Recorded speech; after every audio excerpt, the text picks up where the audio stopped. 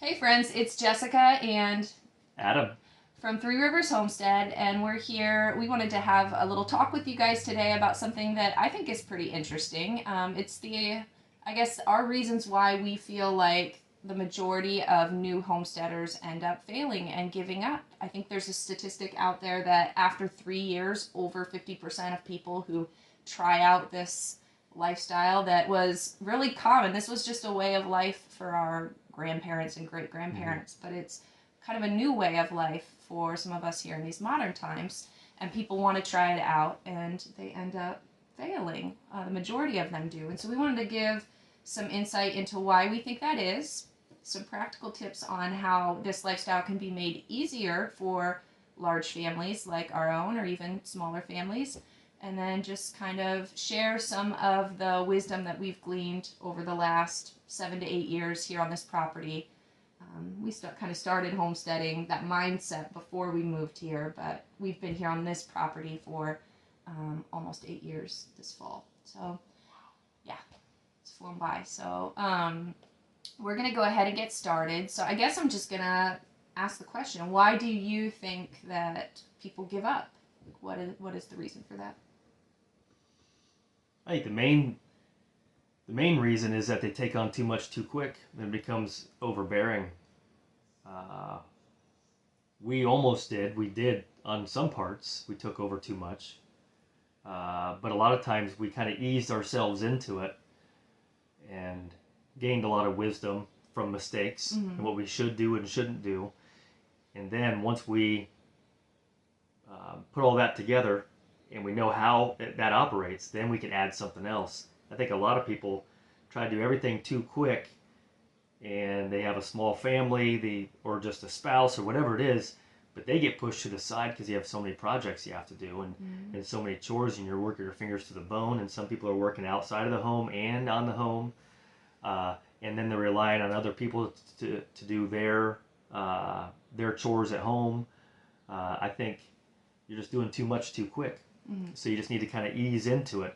If you came from a neighborhood and then a condo to the farm, we couldn't just have everything without fences. We couldn't do. I mean, we started cutting wood and heating with wood. It's kind of hard to do that without a truck. You know, there's a lot of different things that we needed to learn to get where we're at today. Yeah, I think definitely the times where I thought about giving up over the last 7 or 8 years were times where I was in over my head.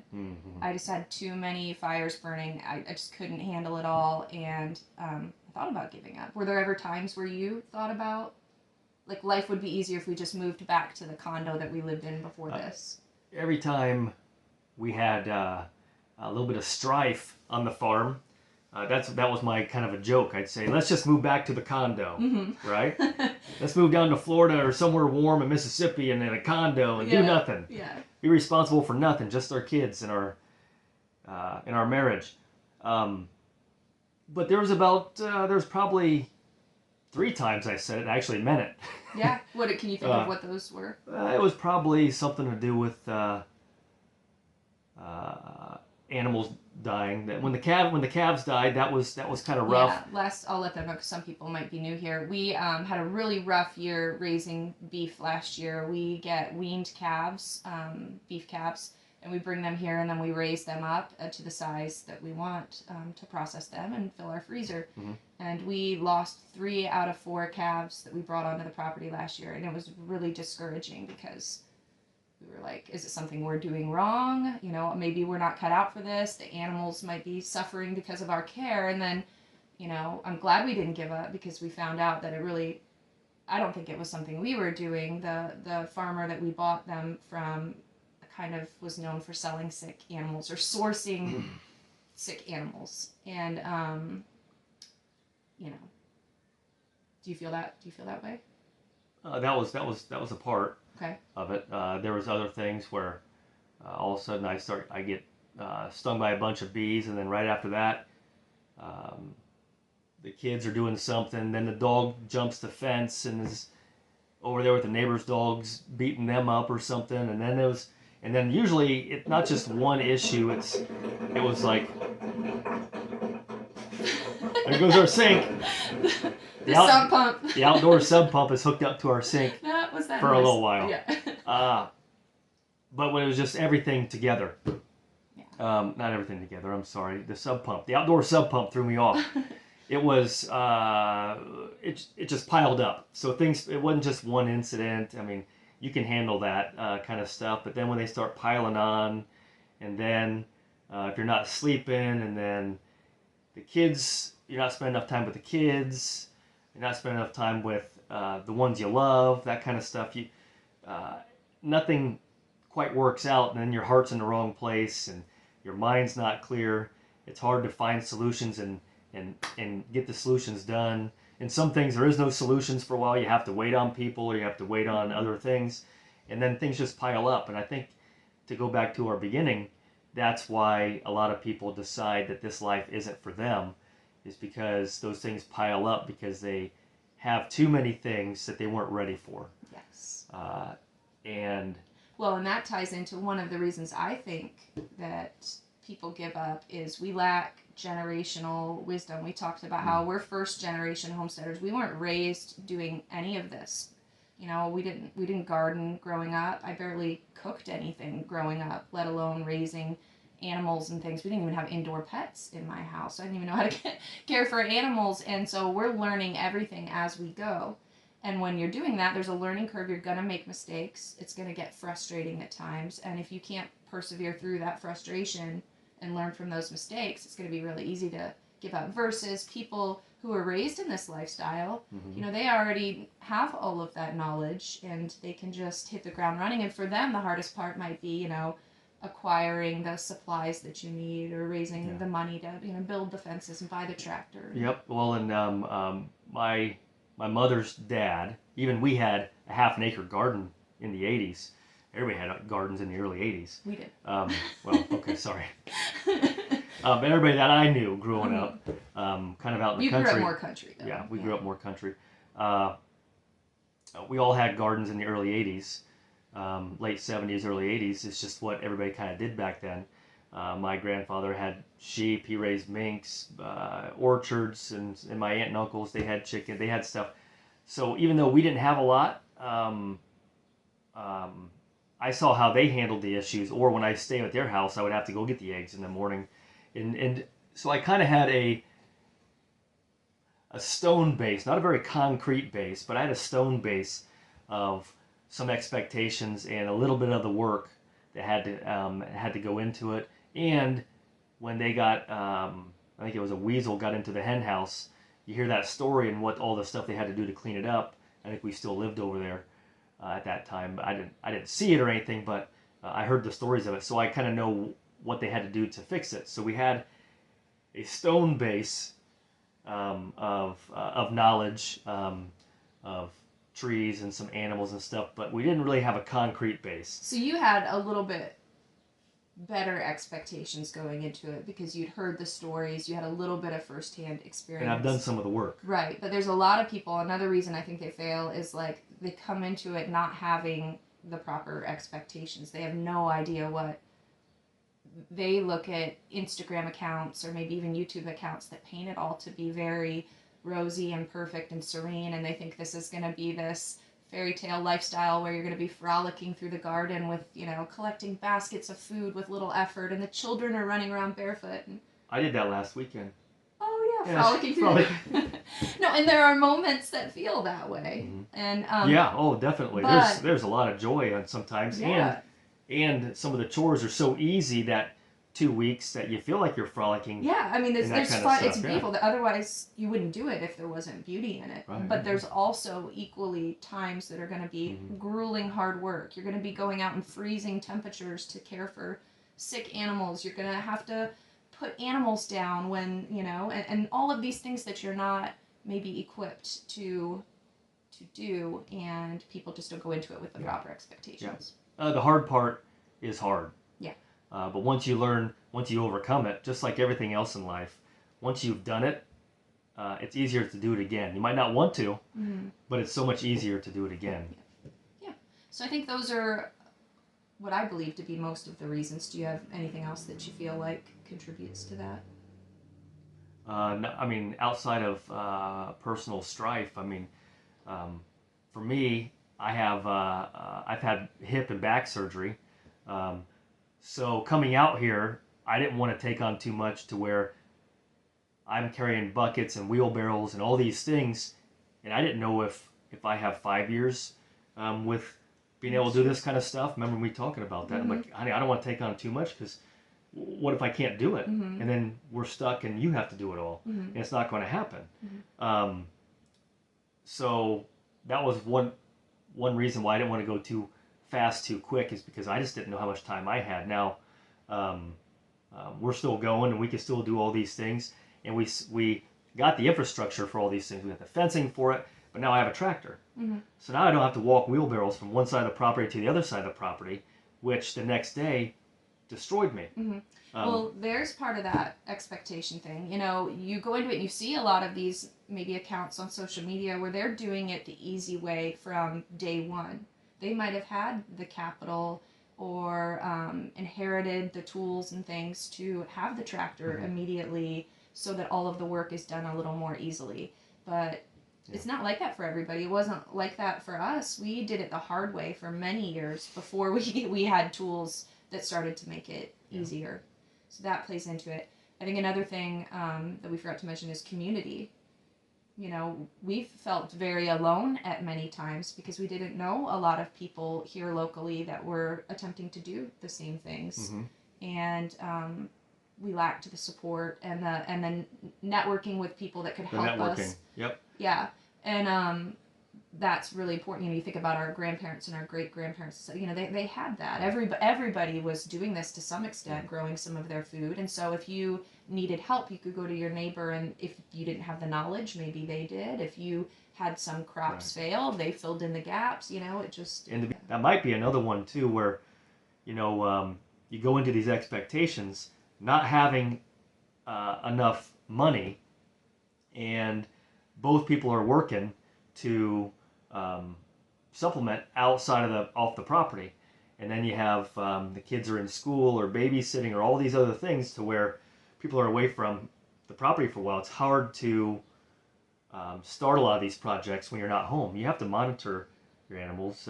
You can do it, but it's going to be harder. And I think that leads into another avenue why people say, you know what, this lifestyle isn't for me.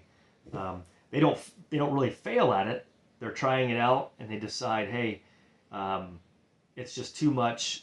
I'd rather find joy somewhere else. Yeah, because it's really, you know, it ties you to home, right? And so I think a lot of people, the idea of the wonderful homegrown food, all of that sounds wonderful, but then they get into it and they realize this lifestyle really does tie you to home maybe more than they want to be. You know, it's hard to get away on a vacation without something like a farm sitter. It's hard to even get away for a full day because there are chores that are going to need done during the day, and animals need monitored and things like that. So, yep. So I think I've tried to, in a lot of my accounts here on social media, is to try to be as authentic as possible about the amount of work that it takes, and to not always paint a rosy picture, and to share the hard things that we do, because we do a huge disservice to people if they're interested in kind of pursuing this lifestyle by only painting a rosy picture, and and you're just kind of setting them up for failure. So follow the accounts that will show you what it's really like. Yeah. Okay, so that was kind of the first thing that I wanted to talk about, and the second part of this video, I mentioned in the beginning that, you know, we've been doing this for a few years now, and we've gleaned a little bit of wisdom. If you're new here, we have 8 children ranging in age from almost 16 down to 7 months old. And we also homeschool. Adam works off of the property, and so he has to fit his projects in on evenings and weekends. And so we have a lot going on in our lives outside of just homestead work. And to make it easier on us, to make the projects easier on us, we have kind of learned a few things over the years on how to make this lifestyle sustainable for a large family that has a lot going on. So I'll let you start. Do you have any thing that you can think of that has made it easier for you? Yeah, I'll talk about this until I'm blue in the face. Yes, the kids got older. That's a big one. So usually I would come home before we started doing a lot of activities after work, and I would walk around and I would look to see if the water's clean and filled. I'd look at the chickens. I looked at their waters.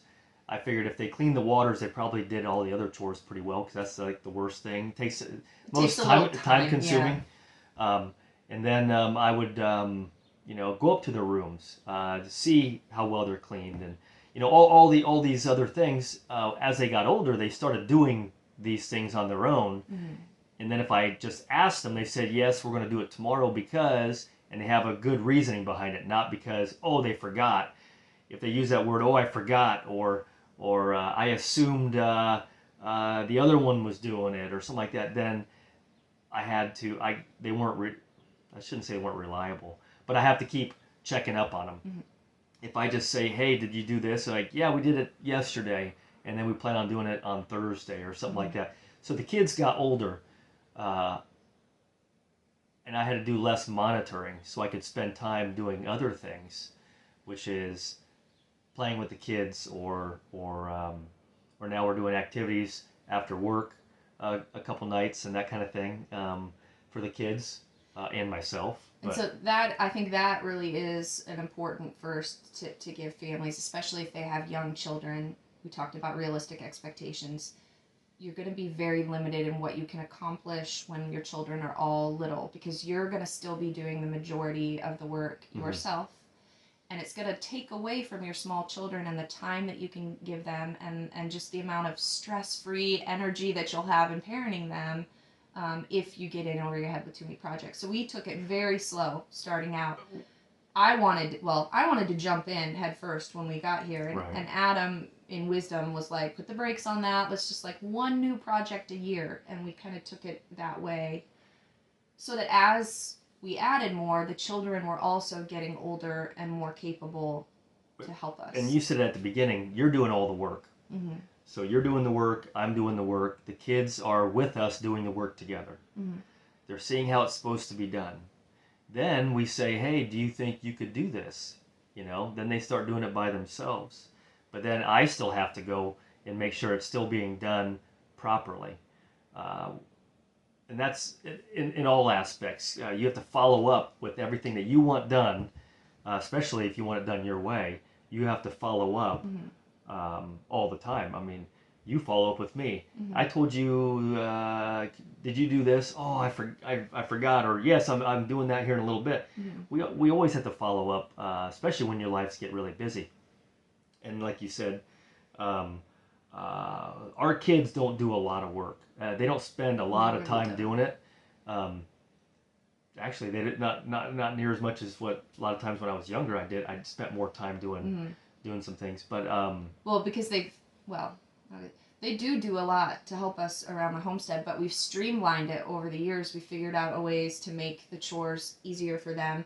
They've become more capable to where maybe it took them 45 minutes to an hour to accomplish in a morning of chores when they were 7, 8, 9 years old, they can now get done as competent teenagers in 15 minutes, and it's done. Yeah, the timing of it. Yeah. And as they get, just like we do, as we grow up, we know how to wash dishes. It takes us 2 hours. You get more efficient. And you get more efficient. Yeah. Yep. And so that was one of the main things, is that I can trust them to get the job done. Now I still have to follow up. I still have to ask questions. It's like if I was a boss of a business, I'm still going to ask them, hey, how's this going along, and what do you think about this? And you can't just all of a sudden now it's just all theirs. You're still in charge, so but you don't have to ask every night. You don't have to. They're going to give you a good answer because they're saying, yeah, we're doing that tomorrow. Hey, we're getting low on this feed. It's not like, hey, we've been out for 2 days. When they were younger, they said, oh yeah, we don't have any. I forgot to tell you yesterday we ran out, and we're like, well, it's time to feed them, and now I have to. But now they'll give us a heads up. Yep. They're smart enough to. And it's because they're smart enough, but we've also trained them. When you open the last bag, you tell me, because if not, I want to say, why didn't you tell me? Right. Yeah. And then let's go and you pick up the feed and you put it on the cart. Yeah.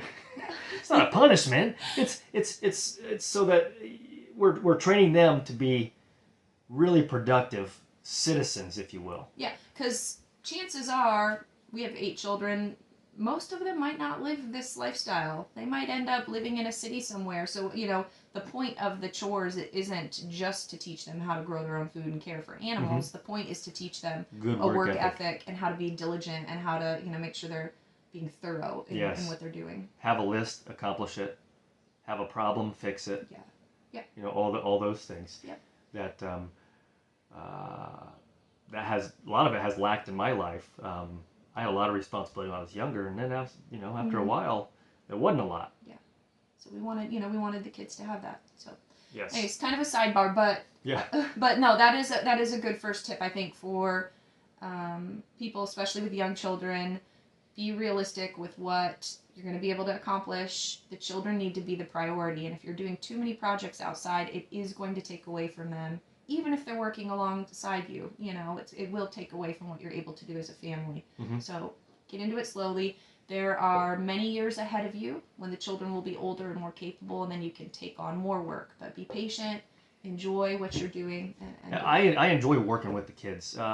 We were doing something, it's been a while, and I was talking to David. I said, hey, I'm sorry you had to work, the 2.5 hours with me. He goes, Dad, that was fun. Because all we did was talk the whole time. I didn't really realize I was working. I think you were working on the fence back there with oh, that might have been it. Yeah. He said that. Yeah, I think he was out there for 2.5 hours or something like that, and then Gabriel was out there. And David said, no, Dad, that was fun. I'd do that anytime because it wasn't like it was a labor job, but we just talked the whole time. I think he was talking about the Browns most of the time. Yeah. and stuff like that, but or music or whatever it was. We just talked and had fun. I like working with my kids when we can take our time, and I think my grandfather and some of the generations that grew up in the Great Depression when they were kids and they got older, they realized the great benefit of working together and talking and getting a lot accomplished instead of just sitting down and hanging out and talking. Why don't we go out and do something, be productive and talk? And I think we've lost that a lot in our society, but that's one of my favorite parts is when we're actually doing something productive and we're doing it together, and then we get a sense of accomplishment. I don't really get that anymore, but they do. They get a huge sense of accomplishment. I said, look back there. Look at all that we just did. And they're like, wow, it didn't seem like we did. We worked that hard. And they're getting all this sense of accomplishment. It's going to build them up. When they get older, they're going to have more confidence. I think the key in what you said that you really enjoy working with your kids when you can take your time and do it. And I think that's the key too. It starts to take away from the children when we get in over our heads and we're rushing through the work because there's so much we have to get done. And then the children almost seem like an obstacle getting in the way of what we're doing versus when you can really slow down and enjoy the work that you're doing, talk, make it an experience for the children, then it becomes this beautiful thing that you're not only accomplishing a task, but you're like making memories together. Yeah, she even likes working with me when we take our time. I always like working with you, honey. Talk about some more practical tips. So we have learned over the years of working together in projects together some ways that we've decided are the easiest way for us to accomplish our goals here. So these are just some things that we've changed over time. So I've mentioned many times in videos that my garden used to be double the size that it is now. I had 2 gardens, and at some point it became extremely overwhelming for me to manage because it's just a lot. The weeding of a garden, you have pest management, there's watering concerns. There's so much to do with a garden. A veggie garden, an annual veggie garden in particular, is just probably one of the most high maintenance items on the homestead, in my opinion. And I was like ready to give up. Like, I don't think I can do this anymore. And you're like, well, why don't you just cut it in half and turn the other garden space into another chicken run? Because eggs are a whole lot easier to grow than veggies are. And I'm like, you know what? And not only are they easier to grow, they're also more nutrient dense. So for the amount of square footage that that garden was taking up, using it for the purpose of growing eggs or meat in our chickens and ducks will give us more nutrition in return. Right. So that was one thing that we kind of made a decision at some point to put our energy into growing more protein on the homestead than fruits and veggies. And I think it was a wise one because those chores take very little bit of our time to do. Yes, at that time. And Yeah. now, and we're still going to grow a lot of protein. Well, not a lot, but enough protein. But now we're getting into, and hopefully I'm not jumping the gun, but we're getting into more fruit trees and Yes. stuff that produce on their own. We started looking at perennials with like fruit trees and things on vines and stuff that produce every year that we don't have to take care of as much. Mm-hmm. You know, one of the reasons why we not failed, but we decided to get away from 2 gardens is because, one, the soil is a lot of clay around here. Mm-hmm. We need to add manure and a garden mix. We have to keep adding soil on top of soil just to keep it good. Then we had all the animals and pests, and one of our gardens is next to a field, which, even though they're good farmers, they spray and they stay away. They're really good. They won't spray when it's windy. I mean, they're responsible farmers. We're still getting a little bit of that in the old garden. In the old one that's now part of the chicken run, and it was too much work. So where do you have time? Where do you want to put your time to be the most productive? Mm-hmm. And then that's what part of the homesteading is that you find out where you can be the most productive, and you move towards that. I wouldn't consider that other garden a failure. I consider that as, well, it was a pivot on what's a better way to utilize this space, because how much time we're spending into it, we're not. Versus, I think homesteading is all about inputs and outputs. Like with animals, you have inputs that you have to put into them versus what you're gonna pull from them. Right. And in terms of that square footage, the amount of work a garden, the amount of input we were putting into it versus what we were pulling from the garden, it just wasn't wise. A much more efficient use of the space and our time and our energy was chickens. So that's that's a good thing. And what you said, fruit trees take up such a small square footage on our property versus like one one mature apple tree can produce like 300 to 500 apples. That is a huge amount of food for the amount of space that tree takes up. Right. And in terms of the amount of work it takes in a year, we just might need to prune it a little bit in the spring, fertilize it, make sure it's getting watered, assess it for pests. It's very little work on our part to get bushels and bushels of fruit to put in the root cellar. And versus with a veggie garden, you're fighting it every day, watering, pests, weeding, harvesting. Now, you got raised beds. We put wire mesh underneath it. We did a lot of things to limit some of those problems, which so we can spend more time doing something else. Yes. And that's, if you're doing the same old thing all the time on a farm, out in the business, if you're doing the same old thing, you're not growing, you're shrinking. Because I don't want to say you're wasting time, but you're not being as productive as you can. So you do it one way, you try to learn how to do it better, more efficiently. Do you need to pivot and do something else? So you're constantly trying to improve. Yep. The raised bed garden was one of the, I think, best decisions that I made for myself. I spent 7 years here gardening, fighting this clay soil, terrible drainage. The results of my garden were just not very good every year. Not reaching the potential that they could have with better soil and better, conditions to grow in. And so besides just the ease of the raised bed gardening and having better soil and stuff, my children get to be a part of gardening now because in the garden, everything's very organized. There are clear pathways where the fabric is down. So my toddlers can now run around in the garden while I'm working and be right next to me. I don't have to worry about them trampling on rows of stuff. And it's just, it took years to arrive at the place where I was okay with having a raised bed garden because I liked the idea of everything being in ground. But I had to release those expectations of what a garden should look like and do what actually worked for our family. And also, we had to save money to pay for the raised beds. Yes.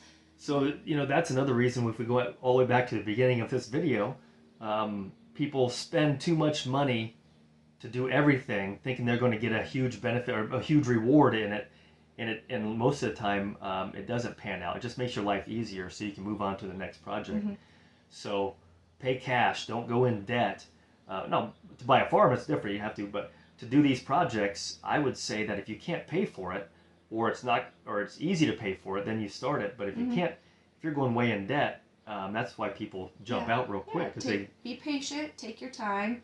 Save it up. Yeah. I was purchasing raised garden beds over a 2-year period. I'm still slowly purchasing them to expand on what we have now because we couldn't just get them all at once and fill them all with soil and everything. And so that's okay. You just do it in steps and you're spending money on the other stuff that's productive or what you need. Even if it's not productive, it's fixing the cellar or fixing a gutter that came down in the storm or fixing something else. So you gotta have extra money sitting back there, and then when you have enough, you can do these other projects. Yeah. And then life's gonna be a lot easier and a lot less stressful when you have a little bit of money saved back in the bank for the catastrophes. If you don't, and the catastrophes happen, you're gonna wish you moved back to a condo. Mm-hmm. That's when life gets tough, because now you have to figure out how am I going to fix this. But if you have the money sitting back there, at least there's a cushion. You might have to wait to fix it. You might fix it yourself, but at least you have the money to be able to do either or. Yeah. So here's the thing. What I'm saving for now, the next step in this garden, I've got it all put in raised beds, but I'm trying to transition most of my beds into perennial plants because that makes gardening even easier for me. There's less work in the spring to do with, growing seedlings and transplanting crops, planting seeds and all of that if it's all just already there. So we're working towards filling more beds with asparagus and strawberries and horseradish and rhubarb and lots of perennial herbs and things. So it's even if I have a year where I'm overwhelmed in springtime and I'm not going to get my garden in, at least there's something growing out there for us and the work is already She'll always done. get okra in the ground though. I'll always get the okra Always for you. get the okra in the ground. I'm training Elizabeth. Elizabeth is my little garden helper, so she'll always be capable of going out there and putting some seeds in a bed. Some okra seeds. Yes, because okra's his favorite. But it's because it has the prettiest flower in the garden. it is probably the prettiest. It is the prettiest flower in the garden. Yes, I agree.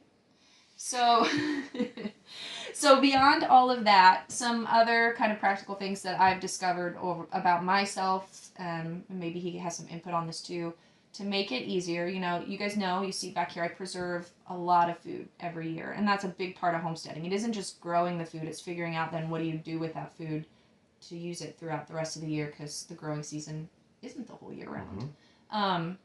And I used to, at the beginning of my homesteading journey, do these huge, massive canning days. Do you remember that? It would be like the entire kitchen would just be full of bushels of 4 different kinds of produce, and I would wear myself down to the bone, canning and sweating in the hot kitchen for like 3 days at a time. And I quickly realized how much that was taking away from my family, because I'm basically like not seen for several days. And she was doing it all by herself. All by myself, yeah. So all of us were doing other projects and stuff like that, but she's working extra hard by herself for those 2-3 days. Yeah. So I quickly realized that to do it in a more sustainable method is to just do a little bit every day. You guys know every August I do a preservation challenge. It's called the Every Bit Counts Challenge. And that was kind of birthed out of this necessity.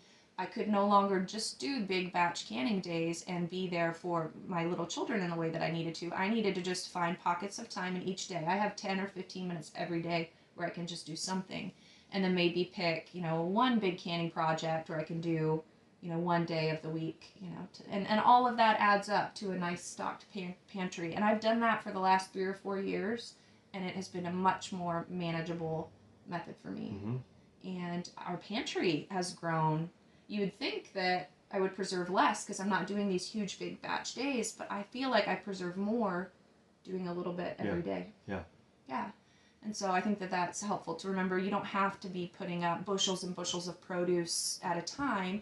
Maybe you just get enough for one little tiny batch that you can put away in the freezer that came from your garden that day. And you know what? If you do that every day, You have a full freezer after a month, and it all adds up. So that's been it does manageable. And I think another thing for me specifically as a mother that has helped make it more manageable with little ones is combining homeschooling with homesteading. There was a while where I was fighting it and trying to do it separately for my elementary school aged children.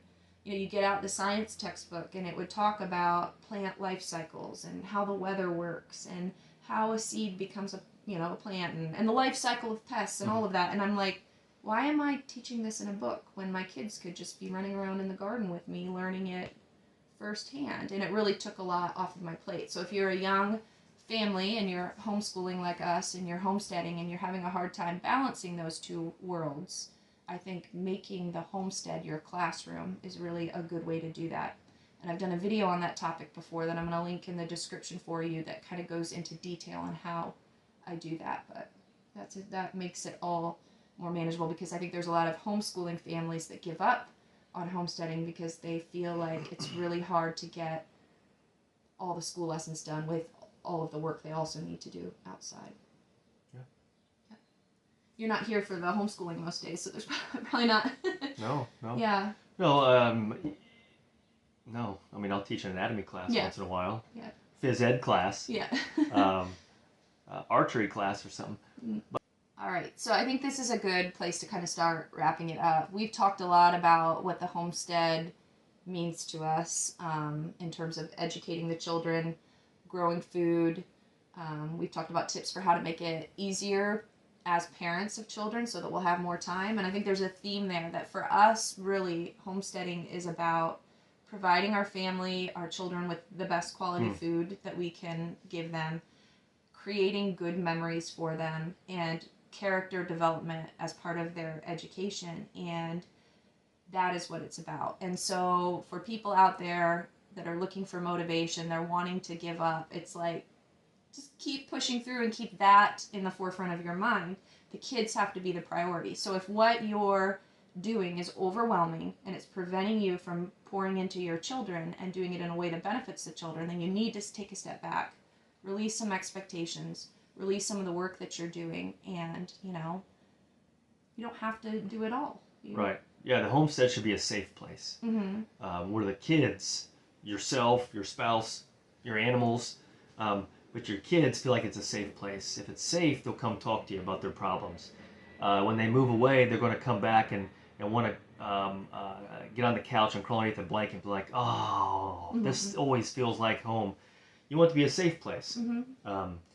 Also on the farm, so you got chainsaws, you got axes, you got a crazy steer out there that wants to run you over all the time. You got to make it safe for your kids. But also inside the home, when it's downtime, when it's work time, it's got to be a loving, safe place. Or I don't want to say you're doing it wrong, because I don't want to make a judgment, but I would be doing it wrong if I did not make that a safe, happy place. Yep. So whatever you have to do to pare it down, to have that be kind of the energy on your homestead, I think that's the key. And that's when it gets overwhelming, is when we don't pare it down. Yeah, and we're not saying this in a place of judgment, like you said. We're saying this in a place that we've arrived at this conclusion because there's been some trial and error in our lives.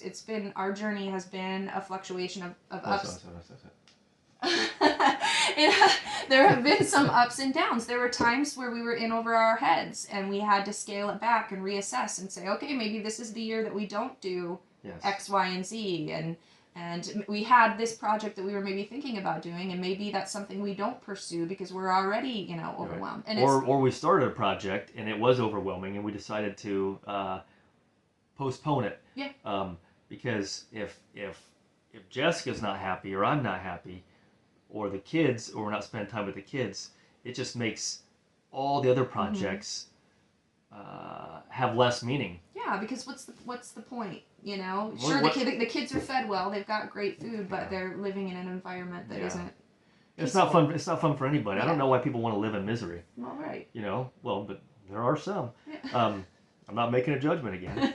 But that's what we've learned is that we have to always make time and have joy in the house.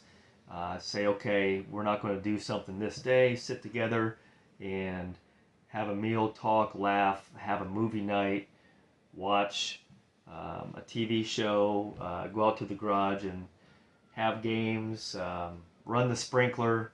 Uh, you got to make time for all those things too. So we have those good memories. It's not just working all the time. And you can still have a safe environment, healthy environment, a loving environment, and work all the time. I'm just saying what works for us and what we had to move towards with all of our lives to make it happier and safer. And that's what we're doing. I have my friend that came over. He worked his whole life. That's just how they had to. They at 12 years old, him and his brothers are breeding sows, and it was like 80 sows at 12 and 14 years old. I mean, he had to work. You know, he would still rather be at home. Even to this day, it's still safe. I don't know if it's safe with all them there, but he's still loving home, and you can make it loving no matter what. For us, we just had to do this avenue to make it safe and loving. You might have to do this to make everything work, because we're all different, and we all have different backgrounds, and we all have different strengths and weaknesses.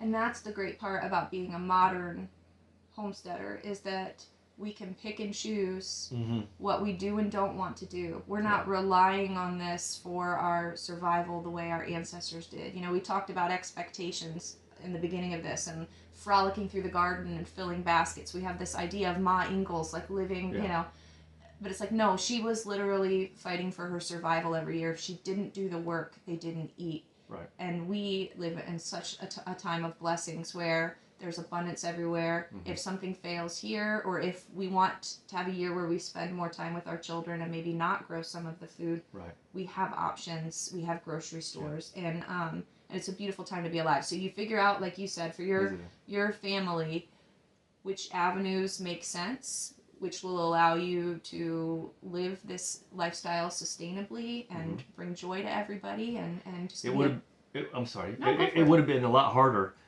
We talked about after a couple of years, well, why don't I just come home and let's just all live on the farm and do it that way?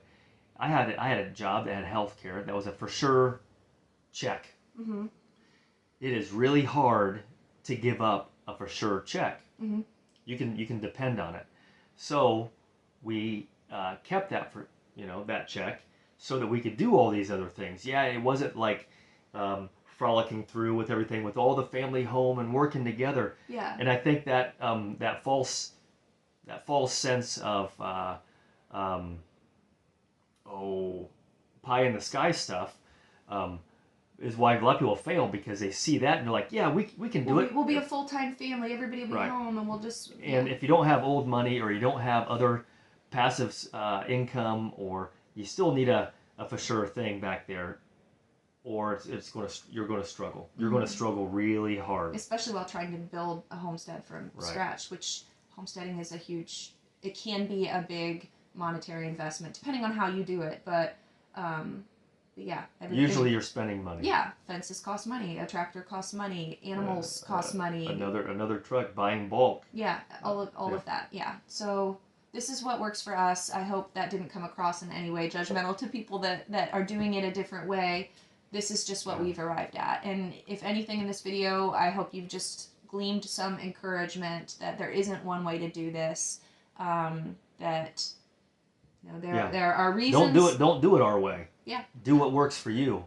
And that's one of the best advice I could give people. If we went back to the beginning, why people fail, they're trying to mimic somebody else's stuff they saw, and it's not going to work, because none of us are the same.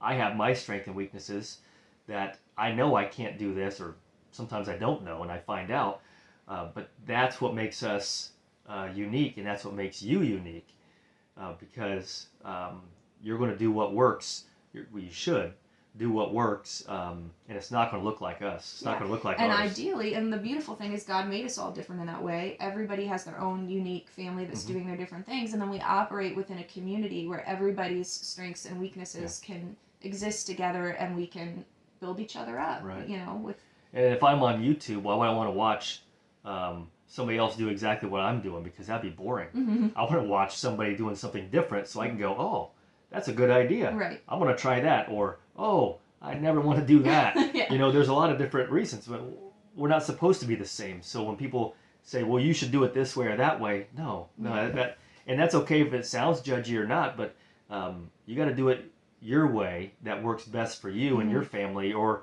you and your spouse, or you and you and your dog, or whoever You're homesteading. You're homesteading with. If it's just you and a couple horses, do what works best for you. And then I want to watch what works best for you, because I don't want to watch myself do this or watch somebody else do exactly the same thing I'm doing. That's not entertaining. Yeah, it's funny that you mentioned that, because YouTube really has become, in ways, a community of homesteaders. We mentioned before, there are very few people in our real lives, in-person lives, that are attempting to live this lifestyle. Now, we've, over the years, have found more people than when we started, but it really isn't a very large community that we have. Our community is the YouTube community, and it's beautiful to see all of these different people from diverse backgrounds all doing it their own way, and we've learned a lot, and so I'm grateful for this community. So yeah. Hopefully you found this video a blessing. We've really enjoyed sitting here and talking about this, and we just hope to encourage you. Don't give up. Set some realistic expectations. Take it slow.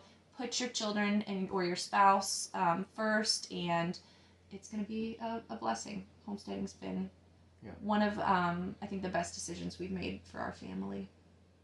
It ranks up there. Yep. It really does. Yep. Yep. So, all right, that's it for this video. We'll see you again in the next one. Until then, have a blessed week. Bye, friends. See ya.